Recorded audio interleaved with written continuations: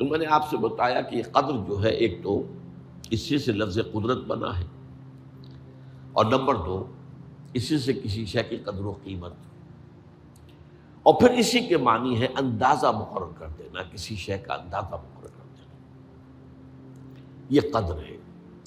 اللہ نے ہر چیز کا ایک اندازہ مقرر کر دیا ہے، اور قدر مقادیر، مشکات شریف میں ایک پورا باب ہے ایمان بالقدر، اس کا عنوان ہے صحیح معنی میں۔ تو پہلی حدیث کیا ہے؟ مسلم شریف کی روایت ہے، عبداللہ ابن عمرو بن العاص رضی اللہ تعالی عنہما۔ حضرت عمرو بن العاص جو بڑے سرداران قریش میں سے تھے، بڑے سیاستدان تھے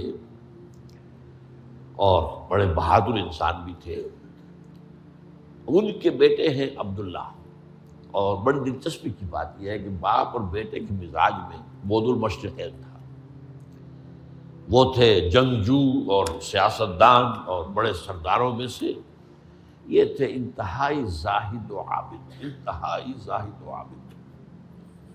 انہی کے بارے میں آتا ہے پوری رات کھڑے رہتے تھے نوافل میں، اور ہر روز روزہ رکھتے تھے، جس پر حضور نے یوں کہنا چاہیے کہ ڈانٹ پلائی۔ آپ کو اطلاع ہوئی، آپ نے بلایا، یا عبداللہ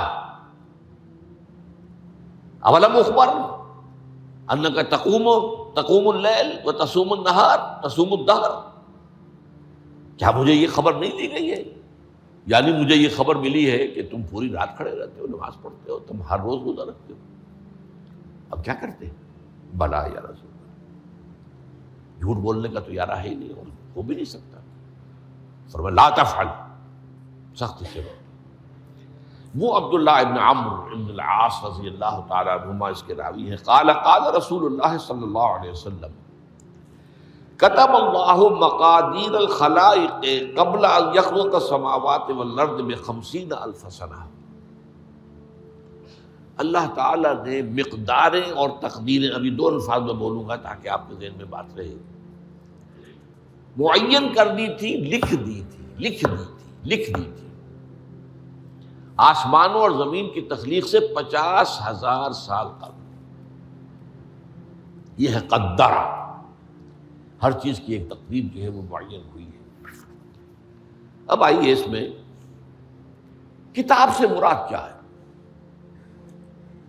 جو آیت میں نے دوسرے نمبر پر پڑھی آج، سورہ حدید کی آیت، ما اصاب بمصیبۃ فی الارض ولا فی انفسکم الا فی کتاب من قبل ان نبرأ۔ کتاب سے مراد کیا؟ نہیں پڑتی تم پر کوئی مصیبت، کوئی تکلیف، نہ زمین میں نہ تمہاری جانوں میں، زمین میں سیلاب کا آ جانا، زلزلے کا آ جانا، کوئی اور اس طرح کی عمومی ہلاکت کا آ جانا، عمومی تکلیف کا آ جانا، تمہاری جان میں اچانک جو ہے تشخیص ہو گیا کینسر ہے، اچھے بنے تھے، ٹھیک ٹھاک چل رہے تھے، کوئی معمولی سی تکلیف ہوئی، انویسٹیگیشن کیا تو معلوم ہوا تو کینسر ہے، اور وہ کافی بڑھ چکا ہے۔ لیکن جو شے بھی آتی ہے، چاہے تمہاری جان پر آئے چاہے زمین پر آئے، وہ ایک کتاب میں لکھی ہوئی موجود ہے، اس سے پہلے کہ ہم اسے ظاہر کریں۔ یہ تمہیں مشکل نظر آئے گا، ان ذالک علی اللہ یسیر، یہ اللہ پر بہت آسان ہے، بہت آسان۔ اللہ کا علم کامل ہے۔ تو معلوم ایک بات جان لیجئے کہ حقیقت کتاب سے مراد اللہ کا علم قدیم ہے۔ اللہ کا علم حادث نہیں ہے، معاذ اللہ ثم معاذ اللہ، کہ کوئی شے ہوئی تو اس کے علم میں آئی۔ یہ ہمارے ہاں بعض گمراہ فرقوں کا عقیدہ ہے، اسے بدع کہتے ہیں، کہ اللہ کے علم میں بدع بھی ہے، یعنی کسی واقعے کے ظہور کے بعد اس پر کسی شے کا منکشف ہونا، معاذ اللہ ثم معاذ اللہ۔ یہ شان خداوندی سے بہت بڑی ہے۔ وہ تو عالم ما کان و ما یکون ہے، جو بھی کچھ تھا اور رہا ہے آج تک ہمیشہ سے ہے، اور جو بھی کچھ ہوگا وہ سب اس کے علم میں آنے واحد میں موجود ہے۔ آنے واحد، یہ آنے واحد کے لفظ کو اچھی طرح سمجھ لیجیے۔ مجھے سب سے پہلے تجربہ ہوا تھا، یہ سن میرا خیال ہے کہ 67-68 کی بات ہے، میں نے پہلا ہفائی سفر کیا تھا لاہور سے کراچی۔ اس وقت فوکر چلتا تھا، فوکر فرینڈشپ، چھوٹا جہاز کے چڑیا والا، اور کرایہ 90 روپے تھا نائٹ کوچ کا۔ آج آپ تصور کیجیے. تو میں چونکہ مجھے جغرافی سے دلچسپی ہے اور فوکر زیادہ اونچا نہیں ہوتا، تو میں دیکھتا جا رہا تھا کھڑکی سے، اس وقت ہم کہاں پہنچ گئے، اب کہاں پہنچ گئے. اب جو روشنیاں نظر آ رہی ہیں کس شہر کی ہیں؟ یہ اکاڑے کی آ گئی، یہ ساہیوال کی آ گئی، یہ آگے اور آگے آئی. ایک دم میں نے دیکھا کہ 3 شہروں کی روشنیاں میں ایک وقت دیکھ رہا ہوں. لودھرا، بہاولپور، سماسٹا. مجھے خیال آیا کہ جب میں ٹرین سے سفر کرتا ہوں، کراچی جاتا ہوں، تو لودھرا پہنچتا ہوں تو میں سمجھتا ہوں کہ ابھی بہاولپور آدھا گھنٹے بعد آئے گا. وہ مستقبل کی شے ہے میرے لیے. بہاولپور پہنچتا ہوں تو لودھرا میرے لیے ماضی کی بات بن جاتی ہے. آدھے گھنٹے پہلے لودھرا آیا تھا، اور آدھے گھنٹے کے بعد جو ہے سماسٹا آئے گا. وہ میرے لیے مستقبل بن گیا، لودھرا ماضی بن گیا. لیکن اس بلندی پر میں بیک وقت دیکھ رہا ہوں لودھرا کو بھی اور بہاولپور کو بھی اور سماسٹا. یہ معاملہ جو ہے اس کو 1 ملین بلین سے ضرب دے لیجئے. اللہ تعالیٰ اس بلند مقام سے دیکھ رہا ہے جہاں اس کے مشاہدے میں، اس کے علم میں ماضی اور مستقبل کا کوئی سوال ہی نہیں. آنے واحد، آنے واحد، آنے واحد. تو یہ در حقیقت کتاب جسے کہا گیا قرآن مجید میں بار بار بہت جگہوں پر آیا. تو یہ کتاب جو ہے در حقیقت اللہ تعالیٰ کا علم قدیم، اس میں سب کچھ موجود ہے، ہمیشہ سے موجود ہے، لکھا ہوا موجود ہے، اور کوئی غلط نہیں ہو سکتا. آگے چل کر گفتگو ہوگی اصل میں بعد میں کہ تقدیر کے جو عام عقیدے میں ہم تقدیر کہتے ہیں اس کے 2 پہلو ہیں. ایک پہلو ہے ما اصاب علی الانسان، جو کچھ انسان پر آتا ہے مصیبت، جیسے ابھی آیت میں نے پڑھی ما اصاب من مصیبت فی الارض ولا فی انفسکم. ہم ہر وقت زد میں ہیں، کوئی تکلیف آ گئی، کوئی مصیبت آ گئی، کوئی بیماری آ گئی، کوئی حادثہ ہو گیا، کوئی بچہ فوت ہو گیا، کوئی عزیز جو ہے وہ فوت ہو گیا. یہ ہر وقت حوادث ہے. تو جو بھی کچھ پیش آتا ہے وہ علم خداوندی میں ہمیشہ سے تھا.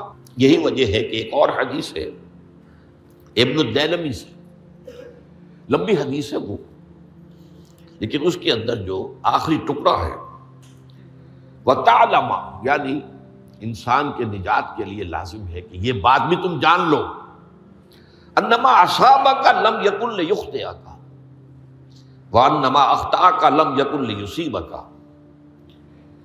ولو مت علی غیر ھذا. اگر تم اس کے سوا کسی صورت پر ہوگے تو جہنم میں داخل ہو جاؤ گے، دخلت النار. یہ جان لو کہ جو چیز تم پر آئی وہ آنی ہی آنی تھی. دیکھیے ہوتا کیا ہے، کاش کہ میں اگر یوں کر لیتا تو یہ نہ ہوتا. بس یہی ایمان بالقدر کے منافی ہے. جو ہوا ہے وہ اللہ تعالیٰ کے ہاں تو پہلے سے طے تھا، ہونا ہی تھا. تمہاری کوئی تدبیر، کاش کہ میں اس وقت یہ کر لیتا. یہ لو، اسی لیے ایک حدیث میں الفاظ آئے ہیں ان کلمۃ لو تفتح عمل الشیطان. اس لو سے، کاش، اس سے شیطانی عمل شروع ہو جاتا. کاش کہ یہ ہو جاتا، کاش میں یہ نہ کرتا، کاش کہ ہو جاتا. تو یہ نہیں. تعلم انما اصابک لم یکن لیخطئک. تو جان لے اس بات کو کہ جو چیز تم پر آئی ہے وہ ہرگز ٹلنے والی نہیں تھی. کوئی تدبیر تم کر لیتے، کوئی کسی وقت کوئی ہیلا کر لیتے، کوئی تم قدم اٹھا لیتے، کچھ بھی کر لیتے، وہ تو آنی ہی آنی تھی. وما انما اخطاک، جو چیز تم سے چھوٹ گئی، رہ گئی، نہیں ملی. ایک ویکنسی ایڈورٹائز ہوئی تھی، آپ نے بھی درخواست دی تھی، آپ کو نہیں ملی. اب آپ ہو کاش کہ میں نے فلاں سے سفارش کرا لی ہوتی. بس گئے. تو جو چیز چھوٹ گئی وہ چھوٹ جانی ہی تھی. اس میں قطعاً جو ہے کوئی شکل، کوئی تدبیر، کوئی سفارش، کسی طرح کا کوئی بھی ہیلا، کوئی جو ہے اس پہ کارگر نہیں ہو سکتا تھا. لم یکن لیصیبک ومت علی غیر ذالک. اگر تو اس کے سوا کسی کیفیت پر تیری موت واقع ہوئی، اگر یہ یقین نہیں ہے، یہ ہے تقدیر کا وہ مفہوم کہ جس کا تعلق ہے علی ما اصاب الانسان. جو انسان کے اوپر وارد ہو رہا ہے اس کے ضمن میں تقدیر کا مفہوم کیا ہے کہ جو ہوا ہے وہ تو ہونا ہی تھا. اس میں تو کسی شک و شبے کی گنجائش نہیں، بالکل قط اللہ تعالیٰ کا فیصلہ ہے۔ البتہ در حقیقت ایک دوسرا پہلو ہے، ما یفعل الانسان، وہ جو انسان کرتا ہے۔ یہاں آ کر یہ تقدیر کا مسئلہ بہت ٹیڑھا ہو جاتا ہے۔ آیا میرے اندر کوئی اختیار بھی ہے کہ نہیں؟ Do I have any free choice؟ یا ہر شخص پہلے سے طے ہے؟ تقدیر کا ایک عام مفہوم یہ ہے، اور اس مفہوم میں بھی بعض روایات بھی ہیں جو اس کی تائید کرتی ہیں کہ ہر چیز پہلے سے طے ہے، لکھی ہوئی ہے۔ اور یہ جو حدیث ہم نے ابھی پڑھی ہے، یہ گویا کہ اس کی ایک مثال ہے کہ وہ جو لکھ دیا گیا تھا، فرشتے نے لکھ دیا تھا، رحم مادر میں لکھ دیا تھا، شقی او سعید، یہ بدبخت ہے یا سعادت مند ہے۔ تو ایک شخص پوری عمر نیکی کے کام کرتا رہا، آخری وقت میں آ کر کوئی ایسا حادثہ پیش آ گیا کہ وہ اہل جہنم کے سے کام شروع کر دیا اور جہنمی ہو گیا۔ یا ایک شخص ساری عمر جو ہے جہنمیوں کے سے کام کرتا رہا، آخری وقت میں آ کر کوئی ایسی توفیق ملی، کچھ ایسا معاملہ ہو گیا، توبہ کر لی اور اس نے جو ہے اہل جنت کے سے اعمال شروع کرنے کی ضرورت ہوگی۔ تو یہ جو ہے علامہ اصابک کا علیحدہ بات ہے، اور علامہ یفعل الانسان، انسان کیا کرتا ہے، اس میں اس کی قدرت کتنی ہے۔ اور یہ ہمارے ہاں فلسفے کا بڑا مشکل موضوع ہے، اسی کا نام ہے جبر و قدر۔ ہمارے اسلاف میں بھی کچھ لوگ ایسے ہیں متکلمین میں سے، دیکھیے ہمارے ہاں ایک وہ لوگ ہیں کہ جو اس پر قناعت کرتے ہیں کہ جو اللہ نے کہہ دیا اور رسول نے کہہ دیا، اس سے آگے ہم مین میخ نہیں نکالیں گے، وہ محفوظ راستے پر ہوتے ہیں۔ لیکن بہرحال انسان کو اللہ نے ایک عقل بھی دی ہے، اور یہ عقل سوالات اٹھاتی ہے، اور جو زیادہ ذہین انسان ہوتے ہیں ان کے اندر ان کی یہ مصیبت زیادہ ہوتی ہے، لہٰذا وہ تو سوچتے ہیں، کچھ نہ کچھ غور و فکر کرتے ہیں، بات سمجھنے کی کوشش کرتے ہیں۔ اس میں اب ہمارے ہاں دو طبقے ہو گئے، جبریہ قدریہ۔ ایک نقطہ نظر یہ ہے کہ انسان مجبور محض، کوئی اختیار نہیں، اور ایک یہ ہے کہ انسان قادر مطلق ہے، جو چاہتا ہے اپنے فیصلے میں مختار مطلق ہے، تو فیصلہ کرتا ہے۔ انہیں قدریہ کہتے ہیں۔ تو جبریہ اور قدریہ ان کی بحثیں ہمارے یہاں، یہ وہی تقدیر کا مسئلہ جو میں نے کہا تھا، بحثوں میں آ کر الجھ جائے، آج تک حل نہیں ہوا، حل ہو سکتا ہی نہیں۔ اب اس کے ضمن میں علامہ اقبال کا ایک شعر آپ کو سناتا ہوں، وہ بہت اچھا لگتا ہے، بہت خوبصورت لگتا ہے شعر ہونے کے اعتبار سے۔ تقدیر کے پابند جمادات و نباتات، مومن صرف اللہ کے احکام کا پابند۔ اس میں انسان سے پابندی کی نفی کر دی گئی ہے، وہ صرف پابند ہے اللہ کے احکام کا۔ نتیجے کے اعتبار سے تو جو یہ شعر کہہ رہا ہے، جو بات وہ صحیح ہے، پابندی اصل جو ہے وہ اللہ کے احکام کی ہے، لیکن یہ کہ تقدیر کی پابندی سے انسان بھی پوری طرح آزاد نہیں ہے۔ یہ سمجھ لینا کہ یہ جمادات و نباتات ہی کا معاملہ، یہ غلط ہے، یہ مبالغہ ہے۔ ظاہر بات ہے کہ شاعر جو ہے، شاعر مبالغے سے بچ نہیں سکتا، چاہے وہ علامہ اقبال ہو، کوئی بھی ہو۔ تو اسی لیے سورہ شعراء کے اندر جو عام شعراء کی جو صفات بیان ہوئی ہیں وہ آپ کے ذہن میں آ گئی ہوگی۔ مبالغہ کرتے ہیں، فی کل واد یہیمون انہم یقولون ما لا یفعلون، وہ کہتے بھی وہ کچھ ہے جو کرتے نہیں ہیں، اور یہ بات تو علامہ اقبال پر بھی چسپاں ہوتی ہے۔ بہرحال یہ شعر ذرا پھر نوٹ کیجئے، تقدیر کے پابند جمادات و نباتات، مومن صرف اللہ کے احکام کا، کوئی بات صحیح نہیں ہے۔ انسان بہت سے اعتبارات سے مجبور ہے۔ سب سے پہلے جو ہے انسان کے اندر ایک تقدیر نوعی ہے، نوع انسان۔ چھوٹی سی چڑیا اڑتی پھرتی ہے، انسان نہیں اڑ سکتا، آپ نے ٹھیک ہے مشین ایجاد کر دی، جہاز ایجاد کر لیا، آپ دوڑ رہے ہیں 500 آدمی اور سینکڑوں من سامان لے کر جو ہے وہ جا رہا ہے، 747 ہو یا 757 ہو، یہ کر لیا ٹھیک ہے، خود نہیں اڑ سکتے، اب کیا کریں گے آپ؟ یہ تقدیر نوعی ہے، اسپیشیز، ہر اسپیشیز کے لیے اللہ نے ایک اندازہ مقرر کر دیا ہے، اس اندازے ہی میں رہے گا، اس سے باہر نہیں جا سکتا۔ پھر ایک تقدیر شخصی ہے۔ اب دیکھیے تقدیر شخصی کیا ہے؟ بعض اوصاف و صفات ہمیں وراثتاً ملتے ہیں، وی ہیو نو چوائس۔ پہلے بھی یہ بات مانی جاتی تھی، آج جو ہے ذرا سائنٹیفک انداز میں ہم کہتے ہیں جینز میں چلا آ رہا ہے، اس جینز کو کوئی بدل سکتا ہے؟ جو جینز بھی آپ کو ملے اپنے والدین کی طرف سے، وہ آپ کی شخصیت کا ظاہر بات ہے کہ فیصلہ کن طرز پر اس کو ڈھال دیتے ہیں۔ جینز ہے، پابندی ہے۔ نمبر 2 یہ کہ خاص طور پر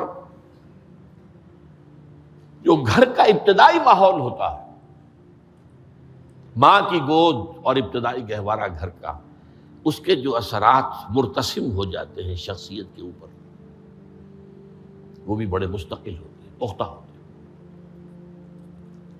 ان دونوں چیزوں کو ضرب دے لیجئے، hereditary factors multiplied by environmental factors,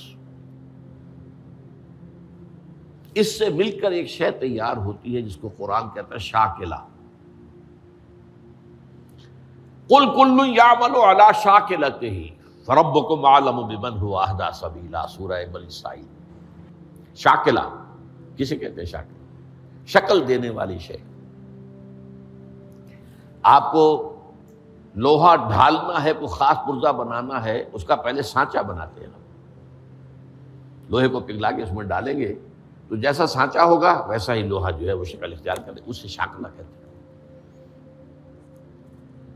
یہ شاکلہ جو ہے ہر انسان کا، اس سے باہر انسان نہیں جا سکتا،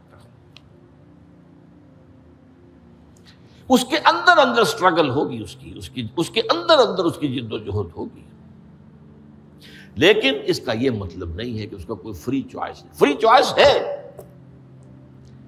لیکن وہ فری چوائس انہی حدود کے اندر کام کرے گا، اس سے باہر نہیں۔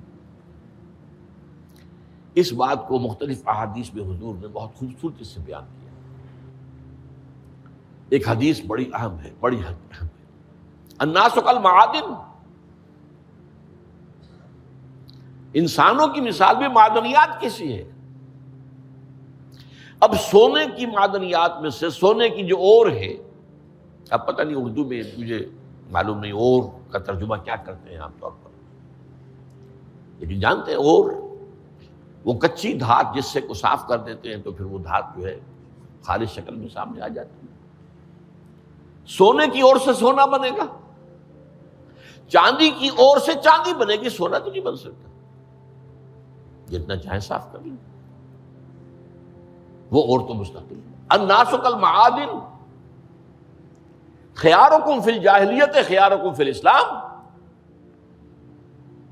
جو تم میں جاہلیت کے دور میں، پری اسلامک دور میں جو بہترین تھے، وہی اسلام میں آ کر بہترین ہوئے۔ وہ اور سونے کی تھی، وہ صاف ہو گئی ہے، اور سونا جو ہے وہ نکھر کر خالص سونا بن کر آ گیا ہے، اسلام نے صاف کر دیا۔ وہ چاندی کی اور تھی، اسلام نے اس کو صاف کر دیا ہے، وہ نکھر کر چمکتا ہوا جو ہے وہ چاندی بن گئی۔ لیکن یہ کہ اذا فقہوا، البتہ پھر اس میں ایک اضافہ کیا حضور نے، جبکہ ان کے اندر دین کا فہم داخل ہو جائے تو یہ کہ جو بہترین پہلے تھے وہی بہترین اب ہوں گے۔ اسلام لانے سے پہلے بھی بہترین ابو بکر تھے، اسلام لانے کے بعد بھی بہترین ابو بکر۔ حضور پر وحی سے پہلے بھی بہترین خاتون خدیجۃ الکبریٰ تھی، ایمان لانے کے بعد بھی بہترین خاتون خدیجۃ الکبریٰ۔ اور دوسری حدیث سنیے، عن ابی الدرداء رضی اللہ تعالی عنہ قال بینما نحن عند رسول اللہ صلی اللہ علیہ وسلم، اسی حال میں کہ ہم ایک روز ہم حضور کے پاس تھے، نتناکرون ما یکون، اور ہم ذرا سوچ رہے تھے کیا کیا کچھ پیش آنے والا ہے دنیا میں۔ اذ قال رسول اللہ صلی اللہ علیہ وسلم، جبکہ حضور نے ہم سے ایک بات کہی، بڑی غور سے سنیے، اذا سمعتم بجبل ان زال عن مکانہ فصدقوہ، اگر تم یہ سنو کہ کوئی پہاڑ اپنی جگہ سے ٹل گیا تو مان لینا۔ وَإِذَا سَمِعْتُم بِرَجُلٍ تَغَيَّرَ عَنْ خَلْقِهِ فَلَا تُصَدِّقُوهُ، اور اگر تم سنو کہ کوئی شخص جو ہے وہ اپنی سرشت سے، اپنی جبلت سے بدل گیا تو کبھی نہ مانو۔